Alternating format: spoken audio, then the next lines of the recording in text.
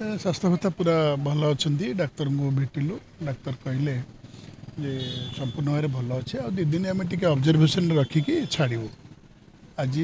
छड़ा होता टे ऑब्जर्वेशन रखू सोडियम जोटा कमी थी सोडियम बढ़ी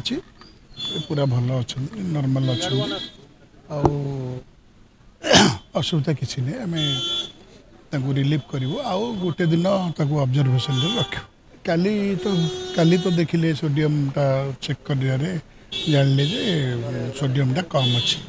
तापर डिहाइड्रेशन है तो मेडिकल स्टाफ जाइए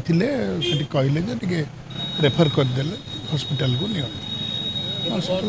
भल अच्छा कथा भी हाँ काली काली काली दिन बेले घरे थिला बेले नवीन निवास को जाइए सेठू से रेफर कले टे नियंतु सेठी आउ टे इन्वेस्टिगेशन होगा भल करवा से धरिकी आसिले